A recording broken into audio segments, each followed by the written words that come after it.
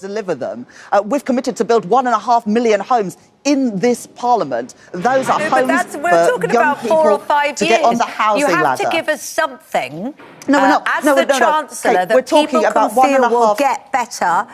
Something huge just rocked British politics. And if you thought Labour had everything under control, not that any more did. Think again. Chancellor Rachel Reeves is in serious trouble, and insiders at Westminster are dropping bombshells. The Bank of England wants her out. Not next year, not next month, right now. Madam Deputy Speaker. Madam Deputy Speaker, on the day that he took office, the Prime Minister said that he wanted to restore trust to British politics with action, not words. Well, today, his actions speak for themselves, with a budget that contains broken promise after broken promise. And reveals the simple truth that the Prime Minister and the Chancellor have not been straight with the British people. Time and again, we Conservatives warned Labour would tax, borrow and spend far beyond what they were telling the country. But here's where it gets even wilder. Keir Starmer isn't budging. Despite warnings, backlash and financial experts practically staging a mutiny, he's standing by Reeves. And that begs the question, why? What's he trying to protect? Does Reeves have something on him? And most importantly, is this the kind of crisis that could bring the entire Labour government crashing down? All right, but spades in the ground, creating jobs in this Parliament. All right, that's a clear answer. Okay. You're saying it won't be in 2050, it'll be 10 years from now, 2035. Now, look, Chancellor, this is your first appearance on Good Morning Britain since quite a few months, and certainly since allegations about you enhancing your CV, your personal CV, surfaced. That was in November, I think. As it is your first appearance on the programme since that story dropped, I think it's important that we ask you about it. We don't seek to embarrass you, but we'd just quickly like to go through it. It'll take me 20 seconds to summarise it. You told Stylist magazine that you'd worked at the Bank of England for a decade. In fact, it was only 6 years, and one of those years was at the London School of Economics doing a master's course, so that's 5 years and not a decade. And in biographies that you'd actually endorsed, it was stated that you worked as an economist at the Bank of England, the British Embassy in Washington, and latterly at the Halifax Bank of Scotland. But according to your former colleagues, in your actual job, you actually worked in a support department at Scottish Bank, and you sort of helped out with admin and IT, and that's all earned you the nickname of Rachel from Accounts. Did you enhance your CV to make yourself look better qualified to be the Chancellor of the Exchequer if you won the election? And just when you thought Labour's economic credibility couldn't sink any lower, faking her CV to boost her chances as Chancellor was bad enough. But Rachel Reeves has an even bigger scandal on her hands. It all traces back to the asylum spending fiasco, a revelation that rocked Westminster and stunned the British public. Leaked reports exposed a jaw-dropping truth. The UK government shelled out a staggering £6.6 billion sterling on asylum seeker support schemes. And just to be clear, that's not the total cost of handling asylum seekers. That's just for the support programmes alone. Let that sink in. Reeves will welcome the Bank of England's cut in its benchmark interest rate from 4.75% to 4.5%. But it's just about the only good news the bank had for her. It's made a big cut in its forecast for economic growth in 2025, from 1.5% only 3 months ago to a mere 0.75% now. That's bad news for a government which has made growth its primary mission. There's more bad news. The bank expects inflation, currently 2.5%, to spike at over 3.7% in the summer, largely thanks to rising energy prices. And it doesn't expect to get back to its inflation target of 2% until the end of 2027. And if that wasn't bad enough, a huge chunk of this spending was quietly signed off under Reeves' watch. For months, Labour has been hammering the message that there's no money for tax cuts, small businesses or even critical services like policing and healthcare. But when it comes to asylum spending, suddenly the floodgates open. And here's where it gets even crazier. This isn't just about bad optics. This could turn into a full-blown political nightmare. Before there's space for the plan. Sorry to interrupt you. You're thinking 5 years then to find space for the plan. I suppose the problem is winter payments gone instantly. Everything else feels long-term, and everybody was looking to you yesterday to think, what is it that's going to give us hope? You're making long-term plans to build infrastructure. Ordinary people can't even make plans on what their mortgage is going to be when they have to renew, or what their rent might go up to, or what the prices are going to be in the shops. Do you see what I mean? Well, it's right to make the long-term decisions to put our country back on the right path. People are furious, demanding answers and wondering if Labour's priorities are completely detached from reality. If there's no money for struggling British families, then why does there seem to be an endless supply for these programmes? As public outrage exploded, so did the calls for accountability. Suddenly, Rachel Reeves wasn't just dealing with criticism, she was facing the very real possibility that her time as Chancellor was running out. And the worst part? This was only the beginning. Right, time now to talk to the woman of the moment, Chancellor Rachel Reeves, who, of course, has backed the third runway at Heathrow Airport in an effort to, as she puts it, turbocharge the economy and create 100,000 new jobs. But Ryanair's chief executive has called the plan a dead cat, and it could be a quarter of a century before we see it come into force. And Sadiq Khan, Labour London MP, says he'll use legal action to stop it from going ahead. Well, Rachel Reeves joins us now. Good morning to you. Morning. We've heard you yesterday, I think you used the word growth 50-odd times, that it's all about growth. But how soon will we Brits feel better off and see it? Is there any chance of it happening this year? Behind closed doors, the frustration at the Bank of England had been simmering for months. When Reeves took office, she made big promises: economic stability, growth and security. But instead of steering Britain toward prosperity, she's led it straight to the edge of an economic cliff. Inflation refuses to budge, business confidence is crumbling, and Labour's so-called growth strategy is looking more like a slow-motion train wreck. The Bank of England watched it all unfold, and finally they'd had enough. Already since we came to office, the Bank of England have cut interest rates twice. Inflation is now at 2.5%, so a far cry from the 11% or so that the Conservatives delivered. And wages are rising at twice the rate of inflation. I know, though, that the cost of living crisis paid a heavy toll. People have paid a heavy toll for that over recent years, which is why yesterday I announced a number of measures to go further and faster to kickstart economic growth, because in the end, that is what makes working people better off and puts more money in their pockets. That is what I am determined to deliver as Chancellor. This wasn't just a behind-the-scenes disagreement, it was an open rebellion. The Bank of England, an institution that usually steers clear of political drama, has now publicly clashed with Reeves, making it clear they no longer trust her economic leadership. Leaked reports suggest that senior figures within the bank see her as more of a problem than a solution. And in Westminster, the whispers are turning into full-blown speculation. Some believe the bank is actively working to push her out. And if that's true, this isn't just a political scandal. It's a crisis that could tear through the entire Labour government. Fraser, the first thing to say is no surprise at the rate cut since the economy's flatlining.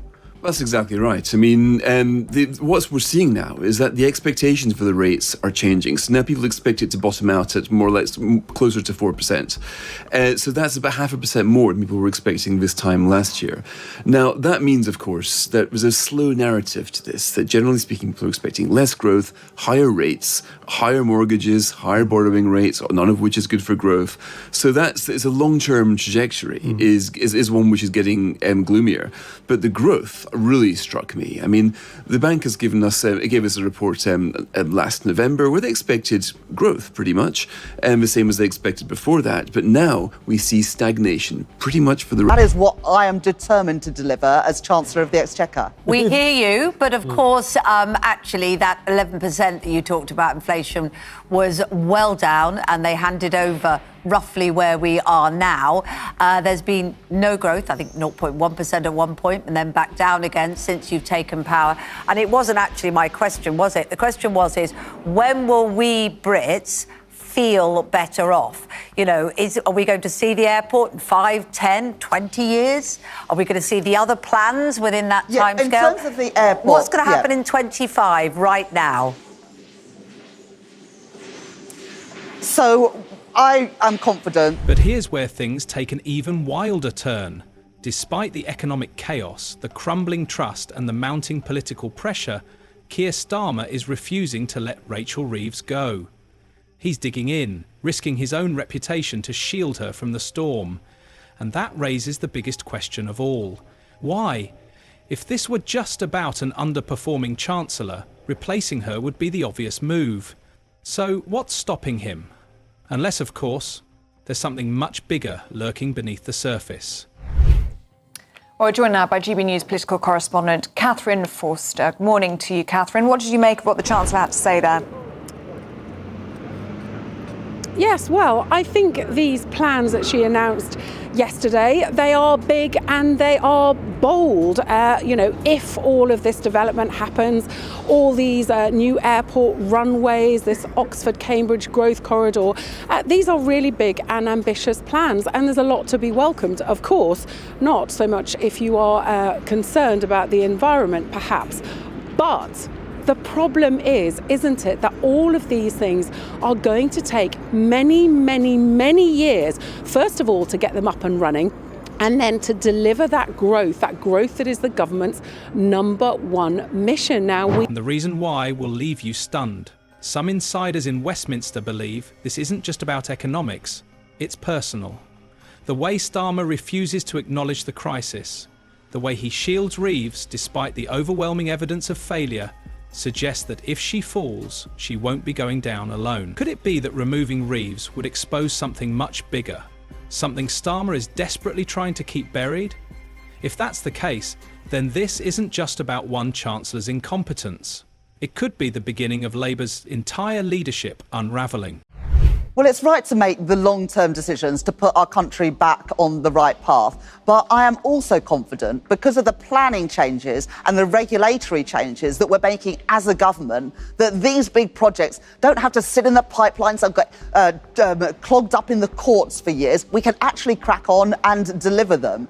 We've committed to build 1.5 million homes in this Parliament. Those are homes for we're talking young about 4 or 5 people to years. get on the housing ladder. You have to give us something No, as the Chancellor Kate, that we're talking people about can feel will get better this year. We're only in January. Can you promise anything by December?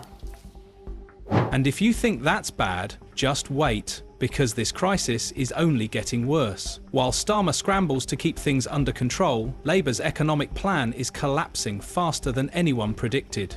Reeves' first budget was supposed to bring stability, but instead it sent shockwaves through financial markets. Tax hikes spooked businesses, investor confidence tanked, and any hope of economic growth vanished overnight. Labour promised their strategy would lead to long-term stability, but so far it's doing the exact opposite. And the numbers? Well, they don't lie. Being out of control and a spree of tax rises they promised the working people of this country they would not do. National insurance, up. Capital gains tax, up. Inheritance tax, up. Energy taxes, up. Business rates, up. First-time buyer stamp duty, up. Pensions tax, up. They have fiddled the figures. They don't like it, Mr. Speaker. They don't like it, Madam. Since Reeves took over as Chancellor, the numbers have been going in one direction, down. GDP growth forecasts have been slashed, business investment has all but disappeared, public confidence in Labour's economic policies is sinking fast, and inflation, the very issue Reeves was supposed to fix, is still squeezing working-class families, making the cost of living crisis even worse. The cracks in Labour's economic plan are turning into full-blown fractures. Inside Westminster, Labour insiders are getting nervous. MPs who once backed Reeves are now quietly stepping away, afraid that if she falls, she'll take them down with her. But what happens next could change everything. Reports are surfacing that senior officials at the Bank of England are considering going round Reeves entirely, taking emergency action to stabilise the economy without her. If that happens, it would be an unprecedented challenge to Labour's authority. A clear message that the experts no longer trust this government to fix the mess. And here's the thing. That's just the beginning. Pounds in their pockets. Chancellor, can we ask you this? Why is the boss of Ryanair, who presumably knows his business, and one would presume would be thrilled at the idea of a third runway being built at Heathrow, why has the boss of Ryanair said categorically this morning, pretty much as it were to your face through the morning's media, that you're wrong? And that the third runway, is not going to be complete until you're about 70 years old. I think you're 45 now. He doesn't think it's going to happen until you're well into your pensionhood. Why is he wrong and why are you right? Well, listen to what the bosses at Heathrow said yesterday. Listen to what EasyJet said yesterday. But Heathrow are going to be the ones to deliver this project. They are pleased by our announcements yesterday. They are confident that they can get those spades in the ground. By this summer, we've asked them to come forward with their plans. The writing is on the wall. Reeves has fumbled too many times, ignored too many warnings and burned too many bridges with financial leaders. The Bank of England doesn't want her, business leaders don't trust her, even some within Labour are quietly pushing for her exit. But here's the real problem. If Reeves goes down, she won't be the only one. Because if Labour's entire economic strategy unravels, the next name on the chopping block won't be hers, it'll be Keir Starmer. And that's where things get truly dangerous. The rest of this year. Now we're thinking that when it comes to 2026, you might be able to see some growth then. But for the moment, they are looking at what they'd never envisaged before. Rather than a sort of post-pandemic steady increase, a period of stagnation. And also, inflation is back. This is the really big news. I think Rishi Sunak had sort of thought he'd vanquished this demon. He thought he'd got it down to 2%, and it might go up a little bit, but it would pretty much be bouncing around that 2.5%. No, the Bank of England today says prepare yourself for inflation to hit 3.75% in about autumn next year. So that is a whole percentage point higher. The message couldn't be clearer. Reeves has run out of lifelines. She's ignored too many red flags, lost the confidence of financial leaders, and alienated the very institutions she needs on her side. The Bank of England wants her out, business leaders don't trust her, even Labour insiders are starting to back away, sensing the inevitable. But here's the real nightmare. If Reeves goes down, she won't be the only casualty. Because if Labour's entire economic plan crumbles, the fallout won't stop with her. The next name in the firing line? Keir Starmer. And that's when things go from bad to catastrophic. The growth numbers have come in higher than many expected, but I'm still not satisfied with the level of growth that our economy is achieving. And that's why I am determined to go further and faster in delivering the economic growth and the improvements in living standards that our country deserves. You say the growth figures are higher than expected, but your government promised Britain it would be the fastest growing country in the G7. 6 months in, and we're barely just growing. Today's figures are a bit of a failure, aren't they? Especially when you consider GDP per head has gone down.